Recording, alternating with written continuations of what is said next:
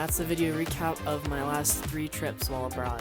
Each of the 3 places that I visited, which were Barcelona, Spain, Lisbon, Portugal, and London, England, had their unique parts about them, and they were all a blast. I was lucky to get to experience Barcelona and London with a group of friends, but Lisbon I actually did entirely on my own, and so each trip was very different in terms of how it was laid out and what we did with our time. In terms of any specifics of those trips and what we did, what I did, any recommendations that I can give, I'm going to leave all of that in the description of this video rather than taking like 15 to 20 minutes to explain every single one of the trips. Instead, I would really just like to touch on the idea of taking weekend trips while abroad. If you were lucky enough to get to study abroad outside of your home state, whether that be in Hawaii or in a totally different continent like Europe or Asia, make sure you take the time to look at travel options while you're gone. This is especially true for anybody traveling in Europe.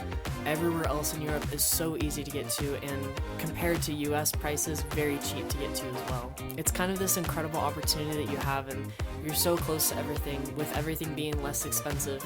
Rather than thinking to yourself, hey, I can come back here a later day, try and go while you're there. I know the idea of traveling more while you're already studying abroad might seem kind of crazy.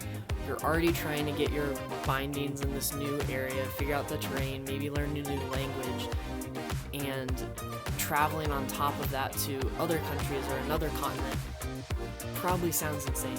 However, I would like to argue against that. I came into my study abroad semester with the mindset that I would try and go to as many different parts of Europe as possible, and that's what I plan to do. I know a common mindset that a lot of students have while they're studying abroad, and they look at some place like Switzerland while they're studying in Spain, and Switzerland is far away, it's a little bit more expensive to get to, and the only time they have to go is on a weekend. I've had the same mindset a couple of times while trying to plan my travel.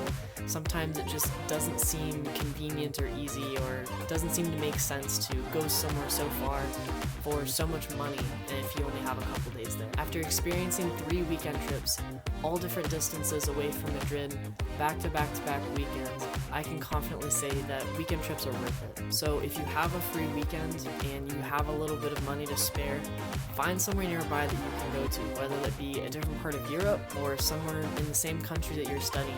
Keep in mind with these weekend trips that when you travel to these different places from where you're studying at, it's going to be so much cheaper than if you tried to do it from the United States. So I guess the point of this video is really just to say, take weekend trips. If you have the money and the time, there's no reason not to. You'll have plenty of time to explore the area that you're studying in during the work week. Just grab some friends, take the time, plan the trip, and go explore.